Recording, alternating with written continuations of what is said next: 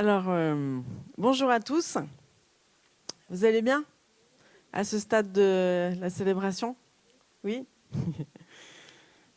Alors, j'ai un petit message pour vous qui m'impacte en fait, premièrement moi-même. Tous les prophètes s'accordent à dire que 2020 va être une nouvelle ère. Mais qu'est-ce que Dieu dit? Alors ça, c'est à chacun d'aller le chercher. C'est important de sonder, de discerner les paroles prophétiques qui sont données, ce qui est dit, dans quel temps on vit. Je pense que c'est important de discerner les temps dans lesquels on vit. Très important. Les premières nouvelles qui devraient nous attirer, en fait, c'est les nouvelles de la parole de Dieu. C'est celle-là qui devrait être comme notre phare dans le brouillard ou dans la nuit. C'est vraiment sa parole qui est la lumière. Donc, le titre de mon message aujourd'hui, c'est « Je ne veux pas faire partie de la masse ». Et toi? Alors, on va voir un petit peu comment Jésus nous conduit. Comment il nous conduit dans nos vies et puis qu'est-ce qu'il nous dit? Quels sont les tests qu'il nous fait passer pour qu'on puisse tenir bon avec lui? Alors, il y a une chose qui est extrêmement satisfaisante, en tout cas pour ma part, mais je suis sûre que si vous y avez goûté, c'est aussi le cas pour vous. Il y a une chose qui est extrêmement satisfaisante, c'est d'avoir l'assurance d'être dans les plans de Dieu. Quand tu as l'assurance d'être là où il te veut, au moment où il te veut, et quand tu es en train de faire ce qu'il te demande de faire, il y a une satisfaction dans ta vie comme jamais. Est-ce que tu l'as expérimenté? Même si c'est inconfortable, et ce sera inconfortable. Mais il y a une satisfaction profonde d'être dans ce que Dieu t'appelle à être. Ça te donne la force de persévérer et ça te donne la foi. C'est-à-dire cette confiance, ça nourrit la confiance que tu as avec ton Dieu. Et d'un autre côté, de ne pas être sûr d'être dans les plans de Dieu, de ne pas être sûr d'être à l'endroit où il te veut, dans la situation où il te veut et dans l'état où il te veut, c'est assez terrifiant.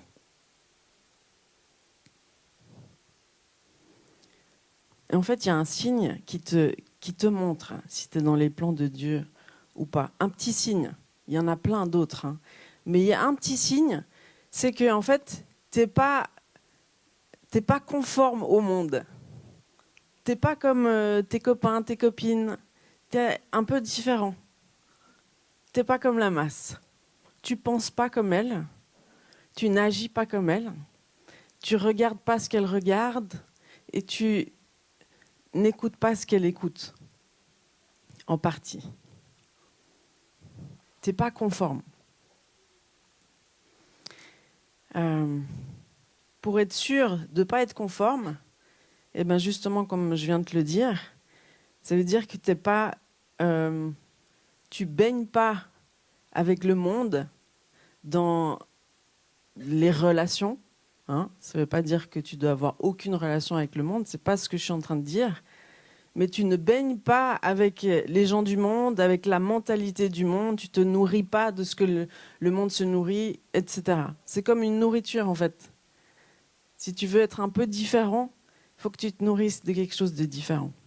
Comme Daniel et ses amis israélites, au milieu d'un empire qui était antichristique, si on peut dire ça comme ça, eh ben, ils étaient différents. Parce qu'ils ne mangeaient pas la même nourriture. Ils étaient mis à part. Et quand tu ne manges pas la même nourriture, tu ne vas pas porter les mêmes fruits. Parce que l'équipe de Daniel, eux, ils avaient l'air en pleine forme. Ils avaient le teint, un bon teint. C'était pas juste physique, hein, c'était spirituel, c'était dans l'âme, c'était dans tout.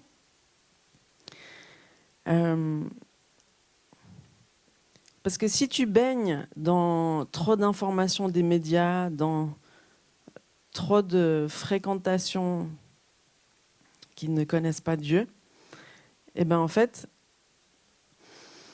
tu vas simplement penser comme eux. Et puis, il y a un proverbe, le proverbe 13 au verset 20, qui est repris par Paul quand il parle aux Corinthiens.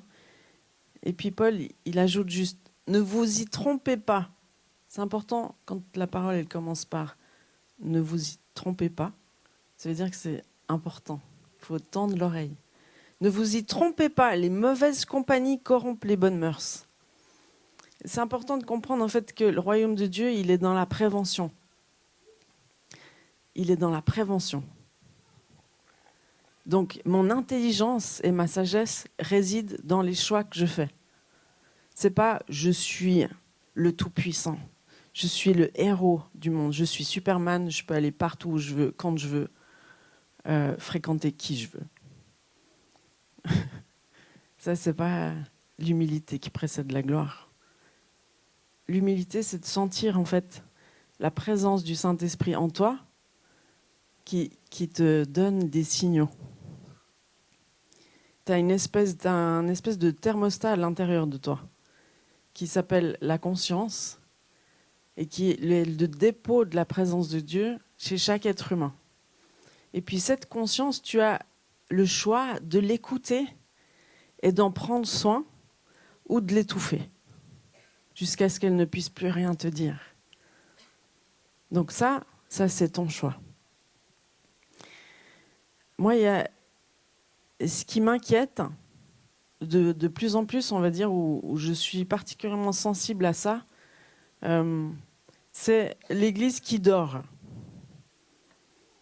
Et puis j'écoutais un prophète français qui est assez connu et qui est très pertinent et qui disait dernièrement « L'Église réveillée, c'est l'Église persécutée, celle-là elle est bien réveillée, et c'est l'Église qui prie et qui jeûne. »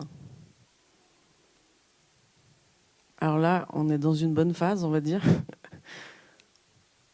parce qu'on est dans un jeûne, puis on prie. Mais c'est comme s'il ne faudrait pas s'arrêter, en fait. Moi, je n'ai pas envie de faire partie de la masse. Je n'ai pas envie d'être une église qui dort et qui se nourrit de bonnes nouvelles. Genre, oui, ça va être énorme, ça va être le réveil, ça va être... Mais en fait, si tu lis ta parole, tu sais quoi? C'est qu'à chaque fois, moi, je lis les actes avec mes enfants. Je leur lis les actes, en fait, presque chaque soir. Et puis, je suis étonnée de voir qu'à chaque fois qu'il y a une explosion de miracles, il y a toujours une petite persécution qui suit, en fait. Et puis, on veut voir la gloire de Dieu, mais est-ce qu'on est prêt, en fait, à payer le prix pour y goûter? Donc, c'est pour ça que c'est important de se préparer.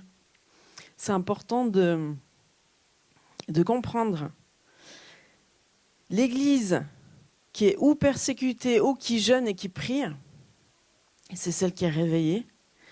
Elle est réveillée parce qu'elle connaît les enjeux, elle a les yeux ouverts, elle connaît son rôle et son autorité, elle est en mouvement, vu qu'elle est réveillée, elle est en mouvement.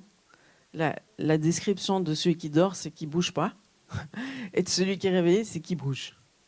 Donc une église réveillée, elle est en mouvement, et elle va regagner les territoires que l'ennemi lui a volés. Elle est offensive. Elle a conscience qu'on a été volé dans tellement de domaines de la société. En fait, tous les domaines d'où on s'est retiré, l'ennemi a pris le territoire. Si tu regardes un petit peu dans l'histoire, les hôpitaux, ils appartenaient à l'Église, l'école appartenait à l'Église. Enfin, il y a plein de choses, en fait.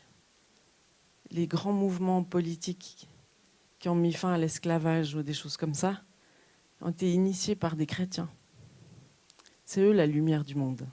Si on se retire d'un territoire, il n'y a plus de lumière. la liberté religieuse, c'est ce qu'il y a de plus important à défendre aujourd'hui. Les droits de l'homme, la liberté d'expression et la liberté religieuse. Quand il n'y a pas ça, les amis, ce qui est juste surprenant, si on regarde l'index de la persécution des chrétiens dans le monde, donné par l'organisme qui s'appelle Porte Ouverte, c'est que la persécution, elle est de plus en plus, elle touche de plus en plus de monde, et elle est grandissante. La pression exercée sur l'Église, elle est grandissante. Et puis, ce qui est juste impressionnant, alors en 2020, il y a des index de persécution mondiale chaque année. Et puis en 2020, on nous dit qu'un chrétien sur 8 est persécuté. Un chrétien sur 8, c'est beaucoup, hein, dans le monde. Et puis, ce qui est aussi frappant, c'est qu'entre l'année dernière et cette année, il y a une augmentation spectaculaire de la violence faite contre les croyants et les églises, parce que cette année, enfin on va dire, en une année, on est passé de 1850 attaques contre des lieux de culte et des institutions religieuses à 9500.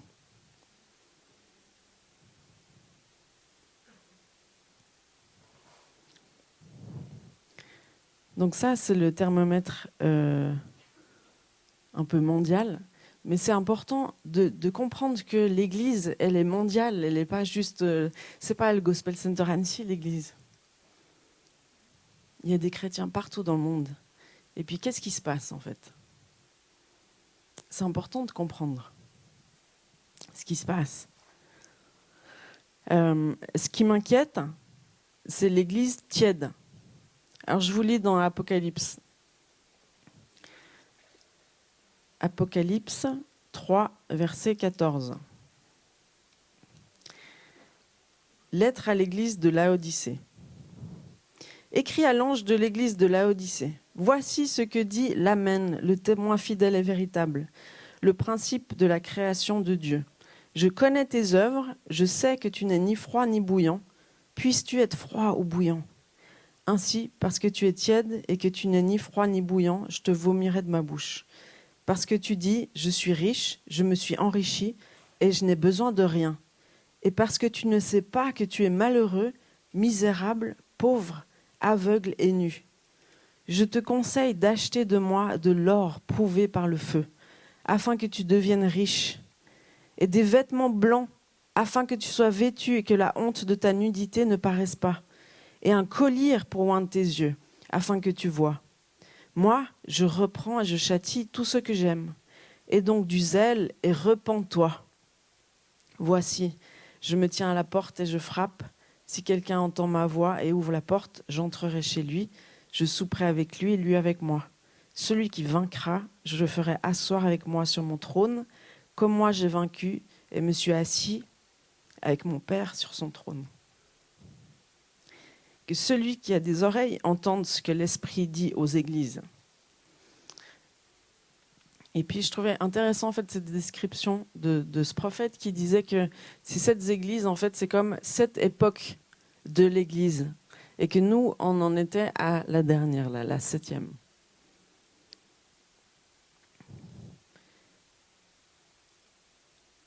Et puis en fait, ce qui est intéressant de voir, que cette église dont il parle, c'est une église qui semble bien confortable en fait, mais qui ne se rend pas compte de son état. C'est une église qui semble avoir besoin de rien et qui a tellement besoin de lui.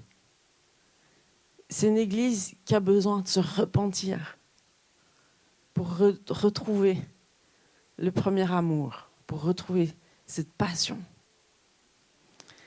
Et ce que je trouvais intéressant, en fait, c'est que une église tiède, parce qu'on ne sait pas trop, en fait, c'est quoi une église tiède. Est-ce qu'on peut trouver quelque chose de concret qui la décrirait? C'est une église indifférente, qui laisse faire sans réagir, qui se trouve des excuses. Ça me parle. C'est une église qui est incapable de juger et de discerner ce qui se passe vraiment, qui est incapable de voir, d'entendre. C'est une église qui, je vous donne 2-3 exemples un peu chocs, mais comme ça va peut-être vous parler. Si tu es indifférent, tu penses que l'avortement, c'est acceptable s'il s'agit d'une adolescente beaucoup trop jeune pour avoir un enfant, s'il s'agit d'un viol, parce que si ça vient d'un viol, forcément l'enfant il est destiné à avoir une vie de misère. S'il s'agit d'un inceste, il faut cacher ses enfants. En fait, c'est toi qui mets les règles, et puis c'est toi qui réécris les commandements. Peut-être que tu penses que si les homosexuels, si un homme aime un homme, ou une femme aime vraiment une femme, pourquoi est-ce qu'ils ne pourraient pas se marier s'ils s'aiment au nom de l'amour? C'est quoi le problème?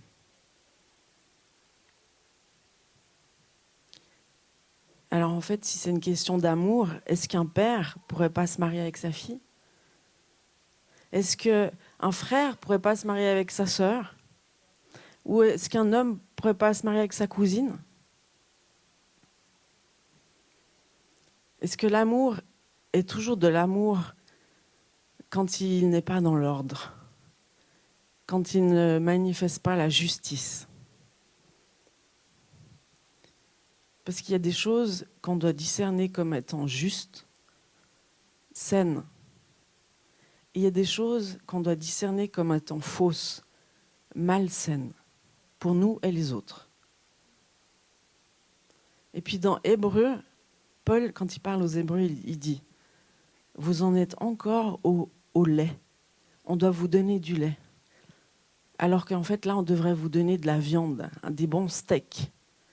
Et puis la caractéristique du steak, c'est que ça signifie que vous êtes assez mature pour discerner ce qui est bien et ce qui est mal, ce qui est juste ou ce qui n'est pas juste.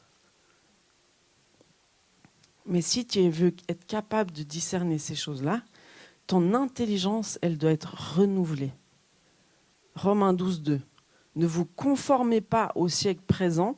Ça, c'est je ne veux pas faire partie de la masse. Je ne me conforme pas au siècle présent. Parce que sinon, je vais être incapable de discerner quelle est la volonté de Dieu. Et puis, la religion pure, c'est de s'occuper des veuves et des orphelins, mais c'est aussi de se préserver des souillures du monde. La religion pure.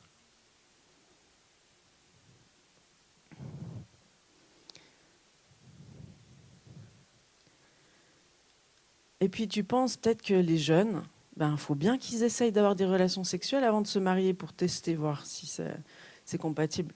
C'est normal. C'est pas si grave. Il faut vivre dans notre époque. Là, c'est toi. Toi, tu réécris les commandements. C'est toi qui décides.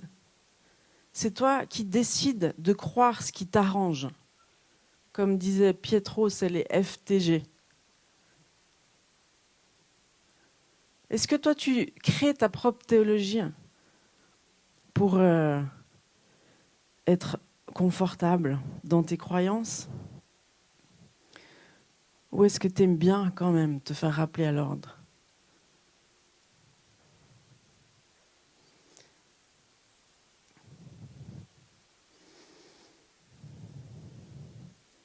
Il y a une chose assez simple en fait. Quand tu es avec tes enfants, tu as 2 choix. Ou tu cèdes pour leur faire plaisir, ou tu dis non parce que tu sais ce qui est bon pour eux.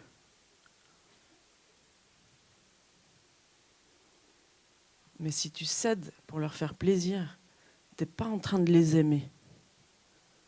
Ça, c'est un amour faux. C'est exactement la même chose avec la nourriture. Si tu cèdes et puis tu leur donnes du pain atomique, si tu leur donnes des gâteaux atomiques, tous ces trucs atomiques, ça veut dire que c'est pas très bon. Tu leur donnes quoi? Tu vas au McDo tous les dimanches? Je ne parle pas des exceptions. Est-ce que tu vas toujours leur donner ce qui leur fait plaisir? Ou est-ce que tu vas tenir et dire non parce que tu sais ce qui est bon pour eux? Parce qu'à la fin, mes enfants, ils mangent tous de la salade et ils aiment la salade.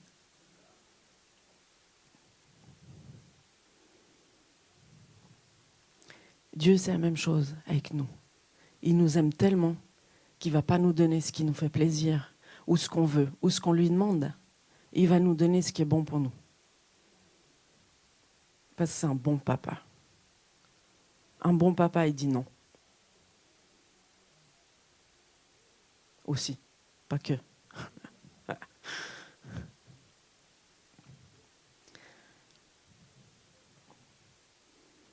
En Suisse, j'apprenais qu'il y avait des votations, je crois la semaine dernière, sur une loi votée sur l'homophobie dans toute la Suisse. Donc on se dit, c'est bien, bien sûr, on ne va pas commencer à dire du mal des homosexuels, il faut être tolérant, tout à fait.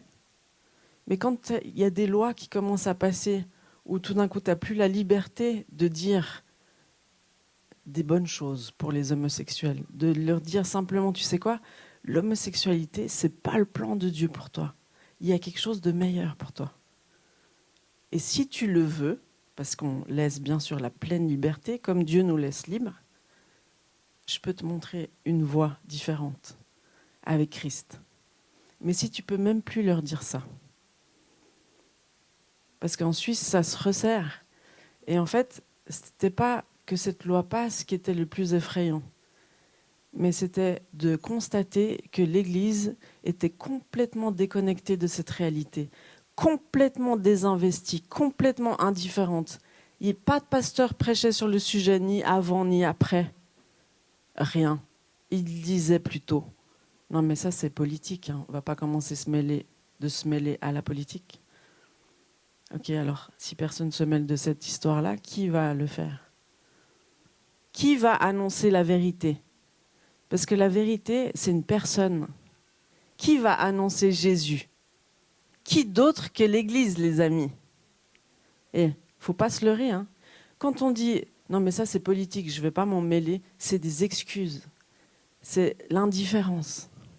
Quand en France, en 2017, il y a la loi du délit d'entrave numérique qui est passée, personne ne l'a vu. Même ceux qui l'ont vu, ils ont dit « non mais ça ne va jamais passer ». La loi du délit d'entrave numérique dit ceci, c'est que sur un site internet, tu n'as pas le droit d'informer sur les conséquences psychologiques ou autres suite à un IVG, c'est-à-dire un avortement.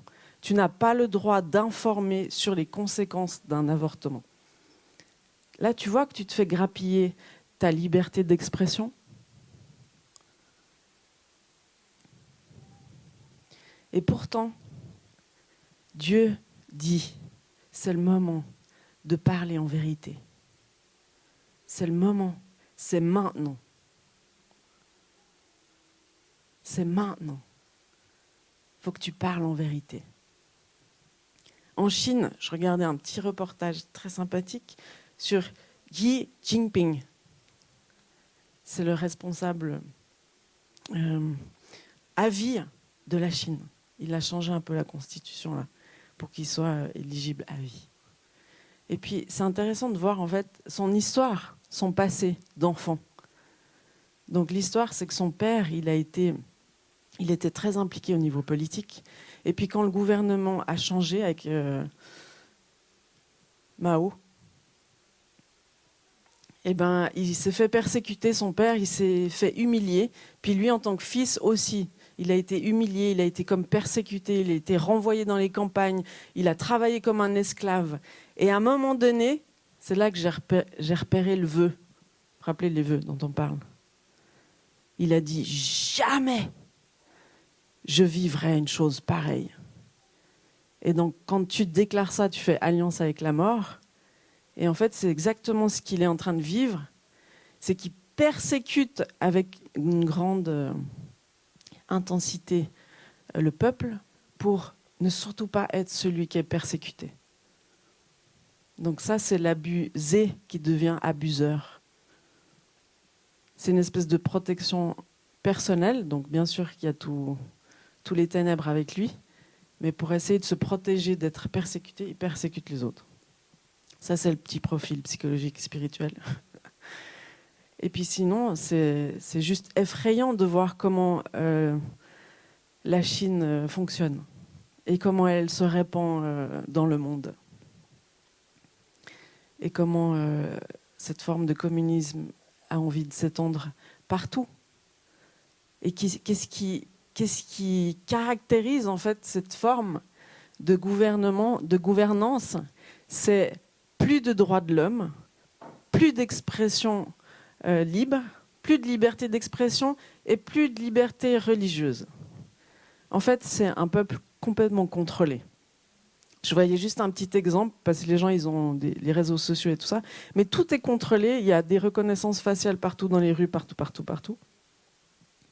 Et puis, il y avait une jeune fille qui avait jeté son coca sur le poster du président et qui avait dit « Jamais tu contrôleras mon esprit ». Et puis, dans la journée qui a suivi, elle filmait juste la police qui arrivait chez elle la prendre.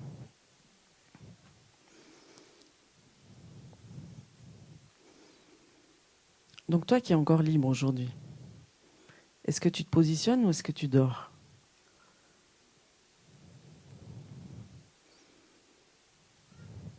Parce qu'on ne sait pas jusqu'à quand on sera libre de parler.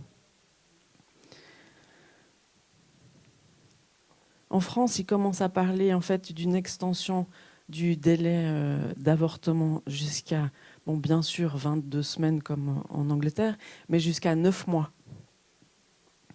Alors, on réagit comme ça, mais en fait, ça existe déjà, mais on ne le sait pas, on ne le dit pas trop. Parce que quand c'est un avortement pour cause médicale, c'est jusqu'à 9 mois, déjà ici dans ce pays. Mais comme on cible la cause, en fait, elle est floue, parce que du coup, quand on a un avortement tardif, on le fait passer comme un IMG, genre oui, un petit problème, peut-être un bec de lièvre, juste un petit défaut, et on le fait passer sur la case IMG, interruption médicale de grossesse. Et puis là, on va commencer à donner 3 raisons pour lesquelles on pourra avorter jusqu'à 9 mois. C'est les difficultés financières, difficulté à prendre une décision sur le devenir de la grossesse, une modification des circonstances de vie rendant la grossesse non souhaitable. Et puis si on analyse un petit peu, vous vous rendez compte que là, il n'y a plus du tout un rapport avec l'état de santé.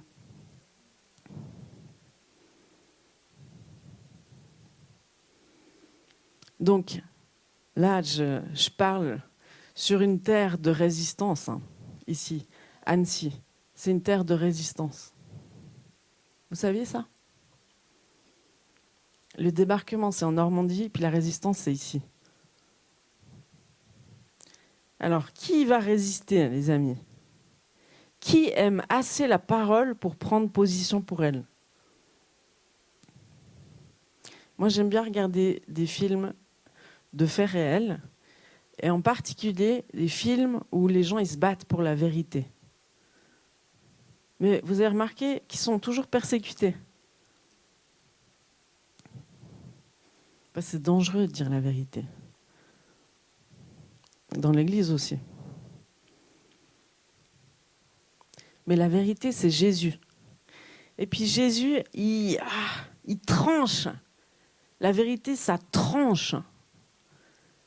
Comme Jésus. Tu te rappelles dans Jean 6, au verset 66. Il dit quelque chose de difficile à entendre. Il dit, un jour, vous allez manger ma chair et boire mon sang. Qui peut entendre une chose pareille? Et puis là, tous les disciples qui, en plus des 12 qui suivaient Jésus, ils disent, non mais alors là, tu exagères. T'es fou. On part. Et puis il y en a plein qui sont partis. Puis Jésus, tu as remarqué, il n'essaie pas de se justifier. Il n'essaie pas de tempérer, trouver un consensus, les calmer, donner des explications. Il dit rien, Jésus. Il se tourne vers ses disciples, ceux qui sont le plus proches, et il leur dit, et vous aussi, vous allez partir? Et puis là, Pierre, qu'est-ce qu'il répond? Mais tu veux qu'on aille où, Jésus? C'est toi qui as les paroles de la vie. Donc même si on ne comprend pas ce que tu dis, on sait que c'est toi, le Fils de Dieu.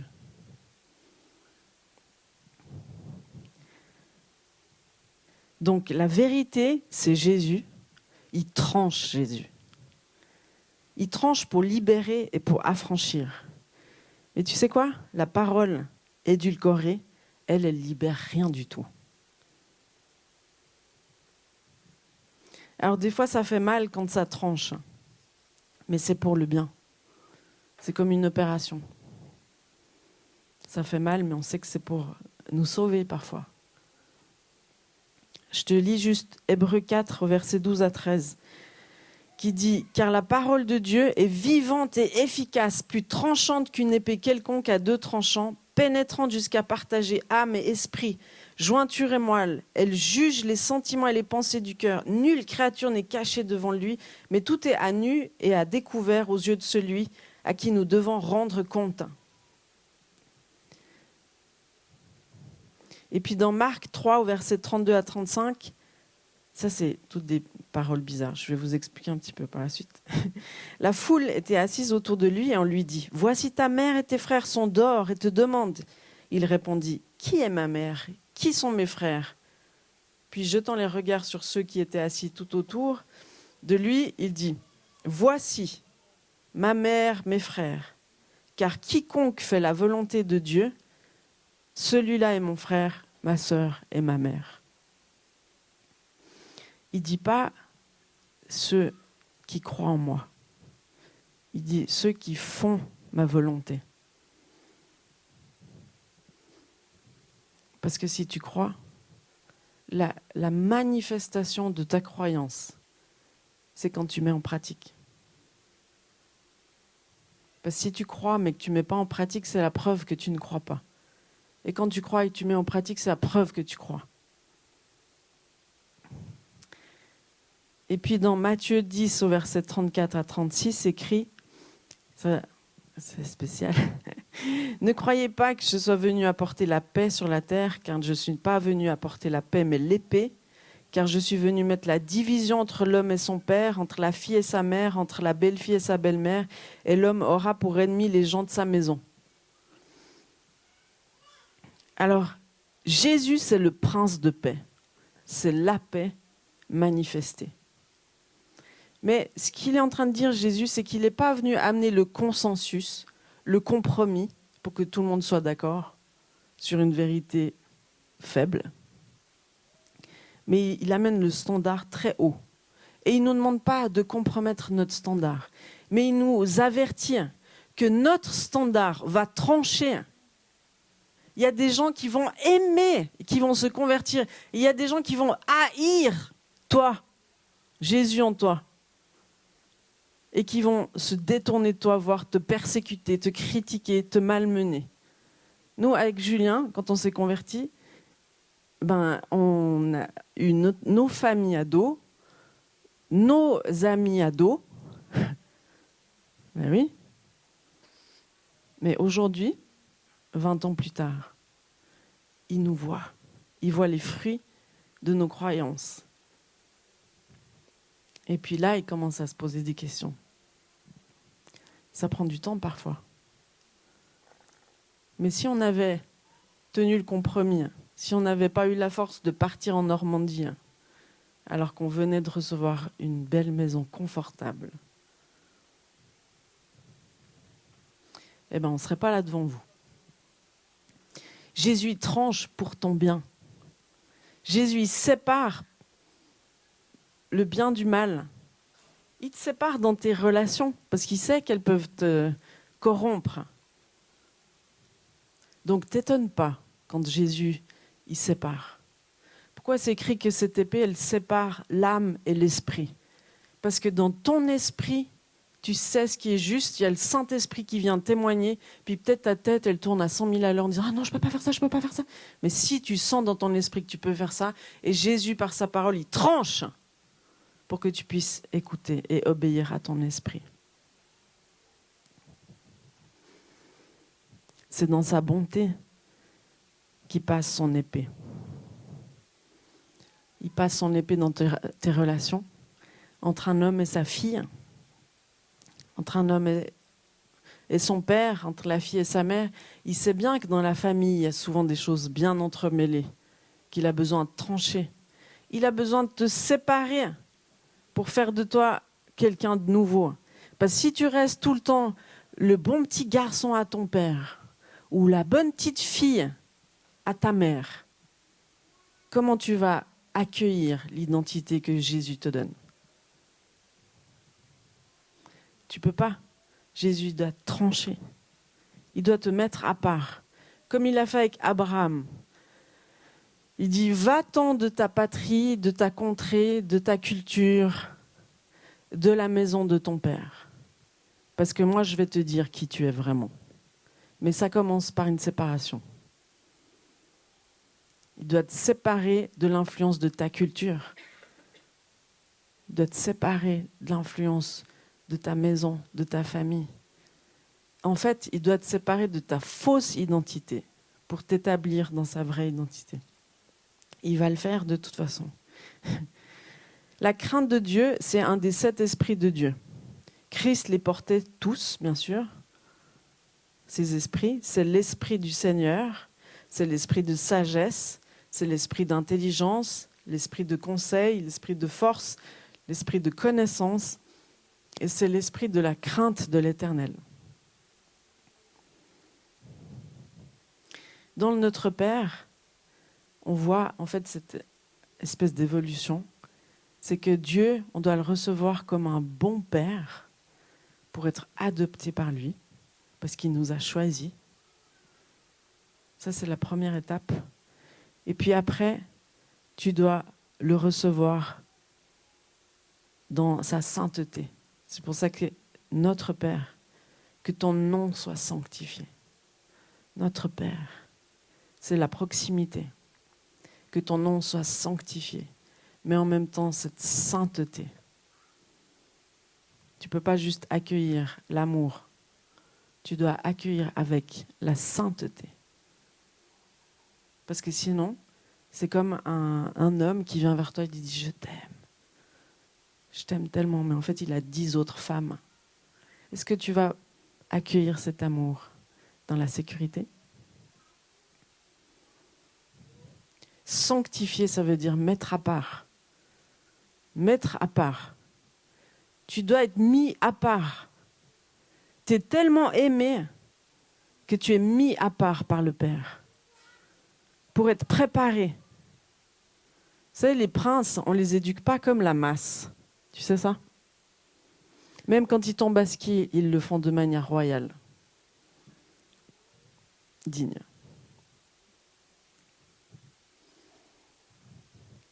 Donc, c'est normal d'être mis à part. Ce qui n'est pas normal, c'est quand tu baignes dans la masse, que tu penses comme tout le monde, que tu agis comme tout le monde. Là, ce n'est pas normal. Même si tu dis que tu aimes Dieu.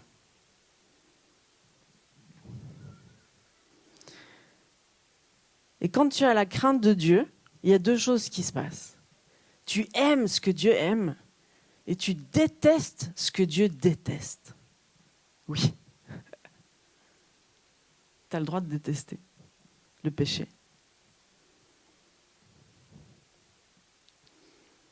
Ça, c'est le test. Tu aimes ce que Dieu aime, tu détestes ce que Dieu déteste. Il y a une différence entre lutter contre le péché que tu fais, mais que tu détestes, et tolérer le péché dans ta vie en donnant toutes sortes d'excuses. Il y a une grande différence, les amis, entre détester ce que pour lequel tu es en train de te battre. Je veux pas ça, je veux plus ça, j'en ai marre, et tu te repens et tu cherches la face de Dieu parce que tu détestes ce péché. Et puis ceux qui tolèrent le péché, qui s'en accommodent et qui se donnent plein d'excuses. Là, il y a une grande différence, les amis. Et Dieu, il sépare. Et puis ça, c'est le religieux qui vient au temple. Vous vous rappelez cette histoire? Puis le pécheur qui vient au temple. Puis Jésus, il dit, moi, j'accueille celui-là qui sait, qui déteste le péché et qui demande au Seigneur de l'en délivrer. mais il n'accueille pas le religieux qui vient en jugeant tous les autres, en disant « moi, je suis pas mal quand même ». Non. Aimer Jésus, craindre Dieu. Et il y a aussi une chose pour laquelle il fait la différence, Jésus, c'est le péché, notre rapport avec le péché hors de l'Église et notre rapport avec le péché dans l'Église. Il y a des paroles qui sont quand même super pointues. Quand Paul y parle, il dit « Je ne vous demande pas de vivre hors du monde, parce que je sais bien que ce n'est pas possible. Vous vivez dans le monde, au milieu du péché du monde. Mais par contre, s'il y en a un dans votre assemblée qui fait n'importe quoi, ou tu vas le reprendre, ou tu t'en écartes. Mais tu ne cohabites pas avec ça. »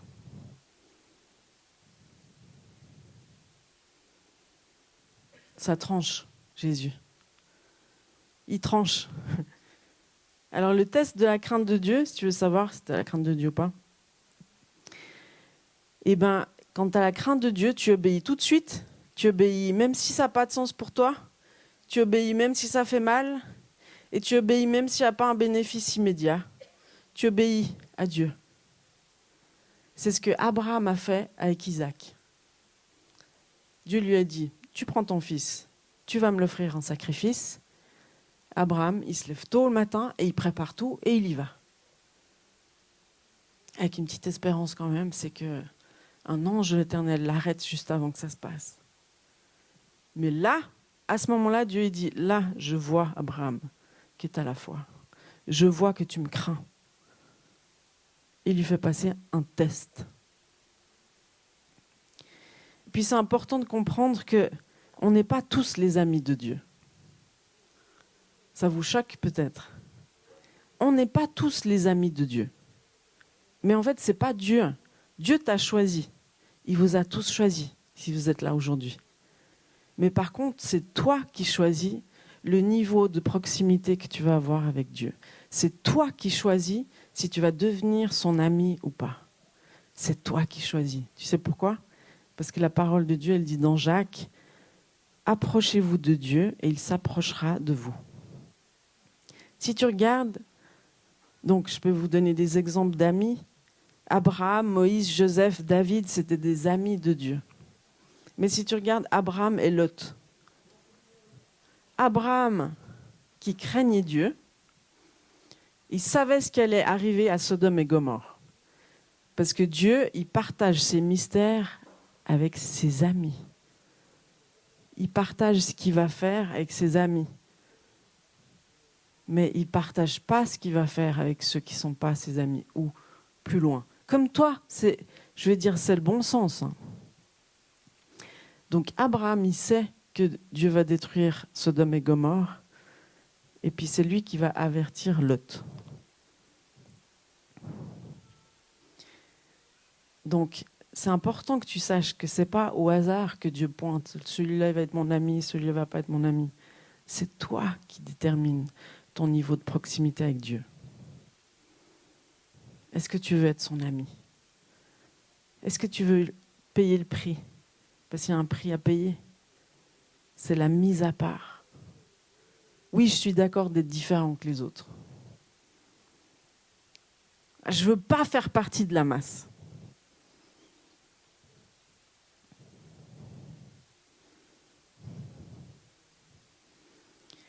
Donc, il y a deux passages que j'aimerais juste lire avant de finir. C'est dans Jérémie 2. Voilà. Ça, c'est ceux sans l'Éternel. Jérémie 2, verset 19. Ta méchanceté te châtiera et ton infidélité te punira. Tu sauras et tu verras que c'est une chose mauvaise et amère d'abandonner l'Éternel ton Dieu et de n'avoir de moi aucune crainte, dit le Seigneur, l'Éternel des armées.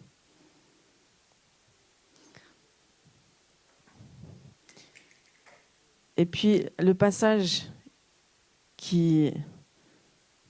ceux qui choisissent d'être les amis de Dieu, ceux qui mettent en pratique sa parole, ceux qui choisissent de s'approcher de lui. Il leur dit au psaume 91, « Celui qui demeure sous l'abri du Très-Haut repose à l'ombre du Tout-Puissant. Je dis à l'Éternel, mon refuge et ma forteresse, mon Dieu en qui je me confie. Car c'est lui qui te délivre du filet de l'oiseleur, de la peste et de ses ravages. Il te couvrira de ses plumes et tu trouveras un refuge sous ses ailes.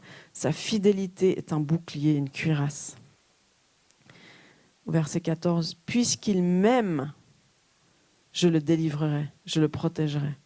Puisqu'il connaît mon nom, il m'invoquera et je lui répondrai. Je serai avec lui dans la détresse. Je le délivrerai, je le glorifierai. Je le rassasierai de longs jours et je lui ferai voir mon salut. Aucun malheur ne t'arrivera, aucun fléau n'approchera de ta tente. »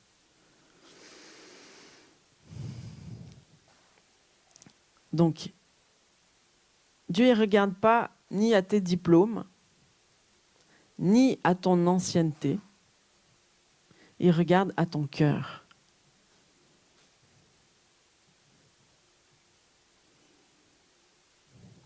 Mais Dieu, il vient chercher une épouse sans tache ni ride, pure, sainte, qui met à part, qui a été éprouvée, testée, qui connaît l'amour de Dieu, mais qui connaît aussi la crainte de Dieu, qui révère sa présence, qui respecte sa parole, qui la chérit, qui chérit la vérité assez fortement pour la placer dans sa bouche.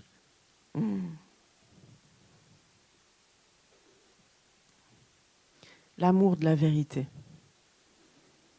Jésus, il se révèle de plein de facettes différentes. Mais c'est important de savoir qu'il est la vérité.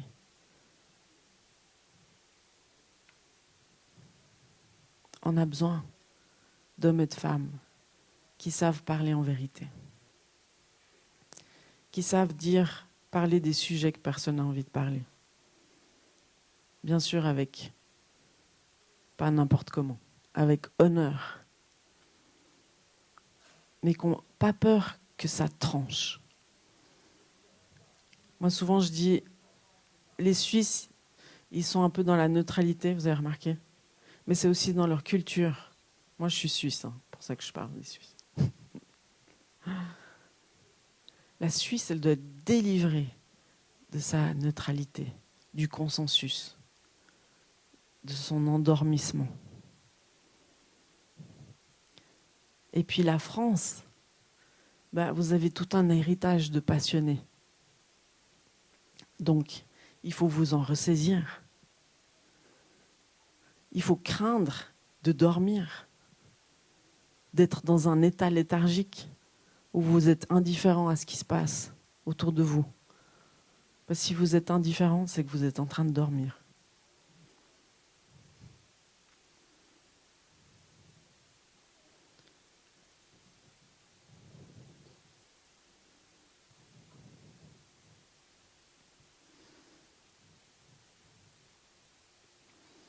Et je pense que Dieu nous appelle à la repentance, à voir le péché comme il est, horrible, à voir la sainteté comme elle est, magnifique. Mais il faut avoir un cœur qui aspire. La sainteté, c'est la pureté, c'est cette sensation d'être propre, pur à l'intérieur. Qui ne veut pas se sentir comme ça ?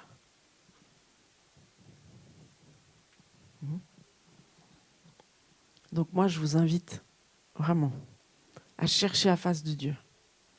Peut-être que c'est la fin du jeûne, mais peut-être que c'est le début d'un jeûne et d'une prière permanente qui va nous tenir réveillés. On peut se poser la question, qui sont les plus chanceux ? Est-ce que c'est ceux qui sont persécutés ou est-ce que c'est ceux qui dorment dans l'église ? C'est toujours important d'avoir une vision à long terme. À long terme. C'est comme quand tu accueilles un enfant, c'est un peu dérangeant à court terme. Mais à long terme, ça peut changer ton pays. si tu l'éduques dans les voies de Dieu, si tu le prépares pour un rôle extraordinaire, regagner un territoire dans cette société. Ça, c'est la beauté que Dieu confie aux mères. Hein? Tes enfants. Ça, c'est un sacré territoire à conquérir.